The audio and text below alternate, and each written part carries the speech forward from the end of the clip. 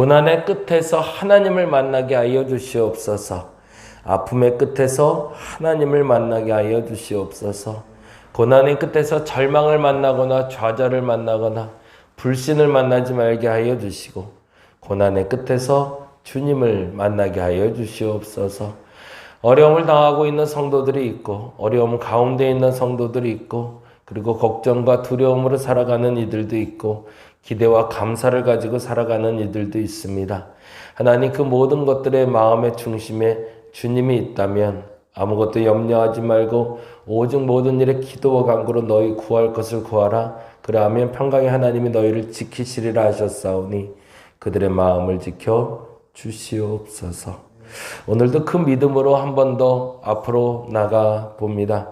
두렵지만, 불편하지만, 어렵지만, 힘들지만 또다시 감사로 바뀔 수 있는 한 날 살아보고자 할진대 저들에게 예비된 은혜가 있음을 믿고 오늘도 살아가게 하여 주시옵소서. 감사합니다. 고마우신 예수님 이름으로 기도드렸습니다. 아멘, 아멘. 오늘은 창세기 38장 보는 날인데요. 12절에서 30절까지 있는 말씀을 가지고 같이 이야기 나누려고 합니다. 38장 12절에서 30절인데 다 읽기는 좀 그렇고요. 12절에서 18절까지만 읽도록 합니다.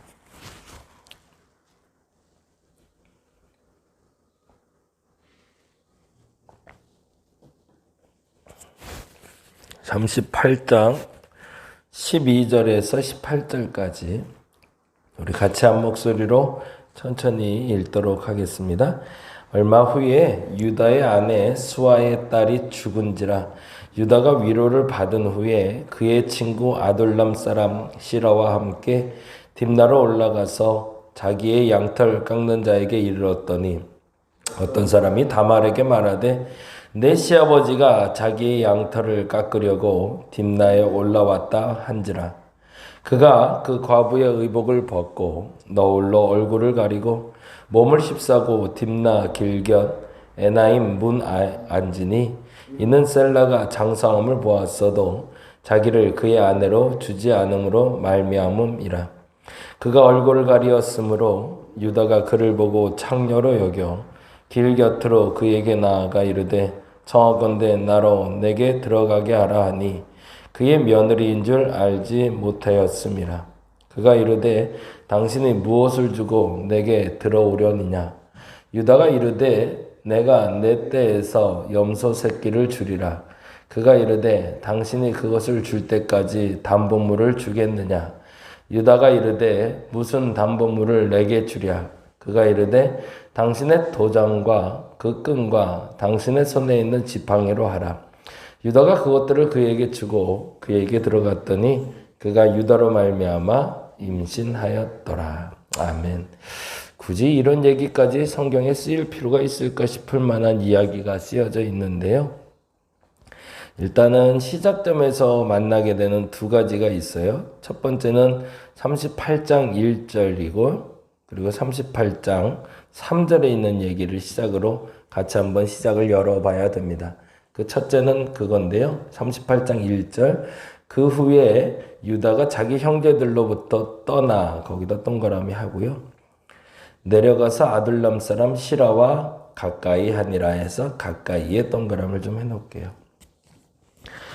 사람이 누구를 떠나고 누구와 가까이 하는 것이 득이 되고 해가 되는지를 알아야 되는데 우리는 그것을 분별할 지혜가 많지 않습니다. 그래서 어떤 사람을 떠나고 어떤 사람을 가까이 하는 것이 득이고 실인지를 알지 못하죠.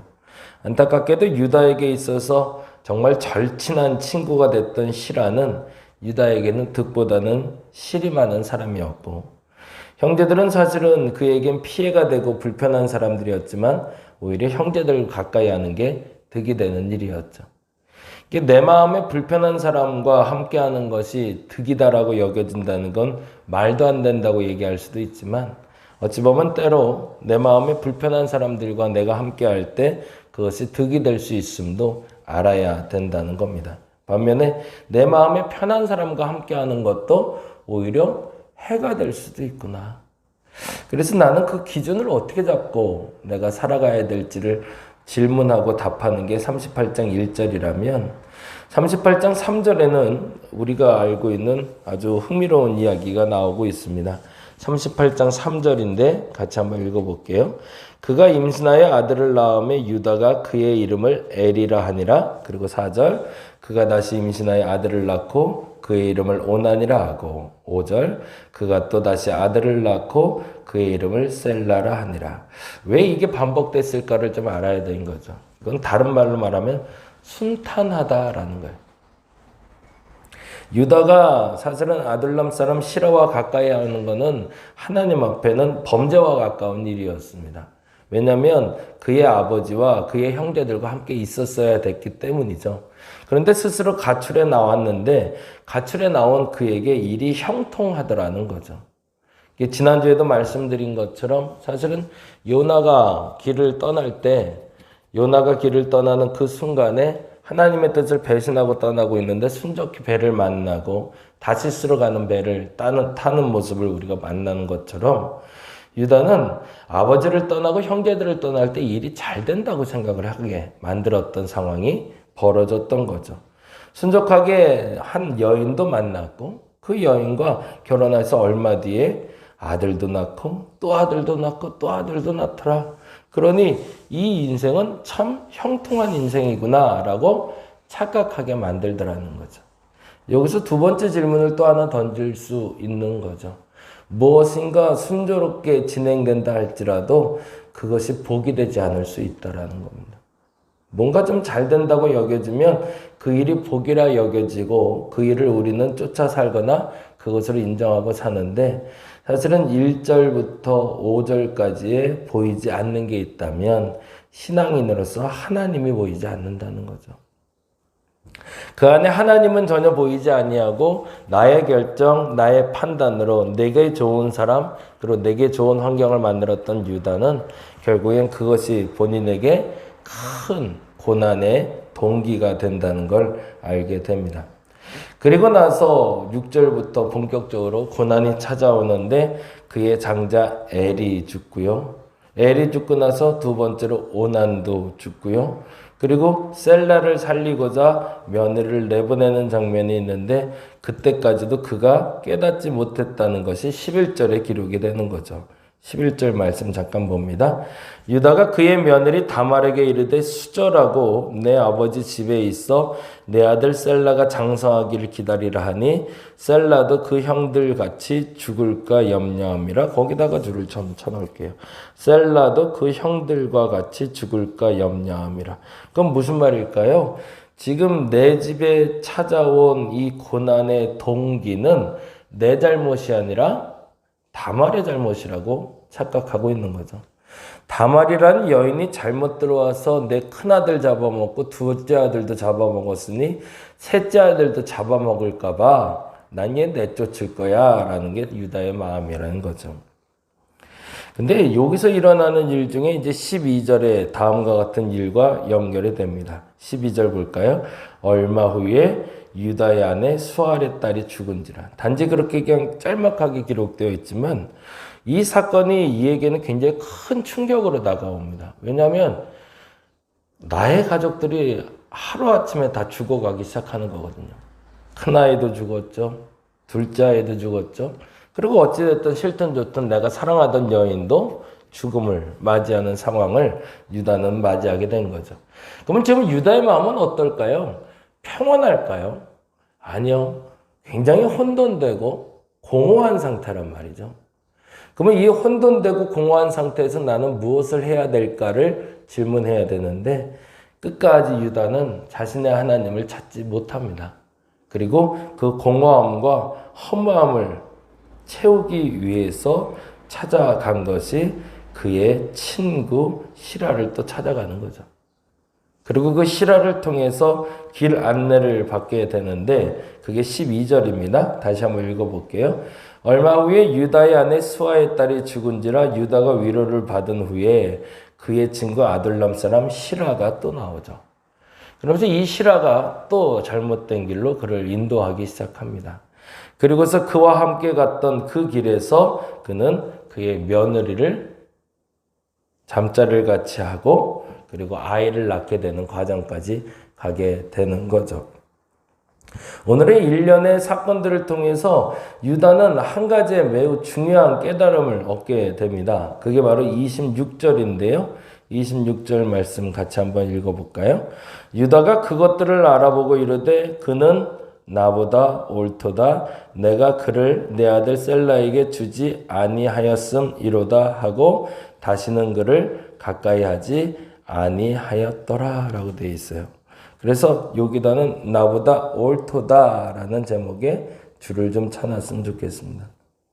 무슨 말을 하고 있을까요? 유다는 비로소 하나님의 법대로 살지 못했던 것이 죄가 됨을 이제야 비로소 깨닫고 있는 겁니다. 언제요? 큰아들도 죽고 둘째 아들도 죽고 자신의 아내도 잃고 모든 것을 다 잃은 후에 비로소 유다는 자신이 무엇을 잘못하고 있는지를 알게 되는 거죠. 그리고 얼마 뒤 유다는 다시 형들에게로 돌아가게 됩니다. 근데 여기서 참 재미난 질문을 하나 던질 게 있어요. 요셉이 죽었다는 소식을 듣고 야곱은 슬피 울며 스올로 내려가겠다는 표현까지 써요. 근데 유다가 사라진 거에 대해서는 야곱이 슬퍼하거나 억울해하거나 속상해하는 일이 전혀 나타나질 않고 있어요. 그것도 또 웃긴 거죠. 유다라는 인물이 야곱에게는 그리 중요한 인물이 아니었던 거죠. 이게 거꾸로 말하자면 유다 역시도 지금 가정에서 그렇게 버림받았다는 그 소외감을 가지고 나온 상태였다는 거죠. 그런데 여기서 지금 질문해야 될 매우 중요한 질문은 그러한 허무와 그런 공허 가운데 나는 지금 무엇을 해야 되는가라는 겁니다. 우리는 세상의 쾌락을 쫓아간다라고 말하는 것이 아니라 세상에 옳은 것을 계속 쫓아가고 있는 유다를 보고 있는 거거든요. 유다의 지금 행보를 보면 사실은 그리 잘못돼 보이는 게 하나도 없습니다. 가정이 파탄이 났거든요. 가정이 아주 정말로 난장판이거든요. 왜냐하면 형제가 형제를 죽이는 일이 발생했고 형제가 형제를 파는 일이 발생했으니 이런 콩가루도 콩가루가 없다고 여겨질 만큼 그러니 거기를 도망해 나서 내가 제대로 된 가정을 꾸며보겠다고 생각했던 거고 그래서 나를 모르는 전혀 다른 곳에 가서 가정을 꾸렸고 그래서 그 가정에서 행복하게 난 나름대로 살고 있었는데 그 행복한 여정 가운데 그 행복을 무너뜨리는 결과들이 나타났는데 그게 며느리 하나가 잘못 들어왔다고 생각했고 그래서 그 며느리 때문에 집안이 망했다고 생각했는데 나중에 알고 보니 며느리 때문에 집안에 문제가 발생한 것이 아니라 내 마음이 문제였다는 걸 알게 된 거죠. 내 안에 일어나는 모든 고난의 문제에 대해서 해석해낼 때 가장 중요한 것은 우리는 상황을 핑계대지 말아야 되는데 자꾸 상황을 핑계를 댑니다. 그리고 사람 핑계를 대고 그리고 그 사람 핑계와 상황 핑계를 통해서 나를 자꾸 빠져나가게 하려고 하는 거죠. 근데 그러면 그럴수록 하나님은 끊임없이 나에게 집중하게 만드시고 내가 나 됨으로 돌아가게 하는 것이 하나님의 뜻임을 유다를 통해서 알게 됩니다. 오늘은 그렇게 기도하는 한 날 되었으면 좋겠습니다. 고난이 어디서 오는 걸까? 고난의 문제는 어디에 있는 걸까? 그 질문의 답을 상황과 다른 사람을 통해서 찾지 마시고 내 안에 나를 통해서 발견할 수 있는 우리가 되기를 간절히 바랍니다. 그리고 발견된 그 사건을 통해서 다시금 나를 돌아보고 회개로 나아갈 수 있는 시간이 오늘이 되었으면 좋겠습니다. 어제도 그리고 그제도 계속 말씀드리는 기도하지 않아 오는 고난과 기도하라고 주시는 고난 가운데 유다는 기도하지 않아 당하는 고난을 겪고 있는 거죠. 그리고 앞으로 그 대가를 계속 치르게 되는 유다를 만나게 되는 것처럼 우리가 기도하지 않아 겪는 고난을 누적시켜서 어리석게도 더 많은 기도거리를 쌓아가는 회개의 기도거리를 쌓아가는 어리석음이 없기를 간절히 바랍니다. 이왕이면 기도하라 주시는 고난을 겪어서 하나님이 주시는 그 유익의 길에 이를 수 있는 우리가 되었으면 좋겠습니다. 그래서 그런 말미암아 하나님이 나의 됨을 지키기 위해서 주시는 그 모든 상황에서 아멘으로 응답할 수 있는 저와 여러분 되시기를 간절히 바랍니다. 기도하겠습니다. 사람을 잘 만나야 됩니다. 아둘람 사람 시라를 가까이 한 게 그에게는 득이 아니라 실이 됩니다. 모든 일이 잘 되는 것 같았는데 그때 알게 됩니다. 거기에는 하나님이 계시지 않다는 것을. 그리고 모든 것이 무너져 내린 후에 유다는 알게 되지요. 내가 잘못했구나. 그런데 그것으로 끝나지 않습니다. 이제는 그것에 대한 정리 작업이 필요했고 유다의 가정을 통해서 일어나는 이 불미스러운 일들을 그가 정리해냈을 때 비로소 그 홀이 바로 서게 됨을 보게 됩니다. 하나님, 문제 가운데 내 모습을 보게 하여 주시옵소서. 문제가 일어날 때 도피하려고만 하지 말게 하여 주시고 도망하려고 하지 말게 하여 주시고 그 문제를 직시하고 그 문제의 답을 찾는, 그런데 그 답이 내게 있음을 알아 나를 발견하는 오늘 한날 되게 하여 주시옵소서. 감사합니다. 고마우신 예수님 이름으로 기도드렸습니다. 다 같이 기도하고 돌아가겠습니다.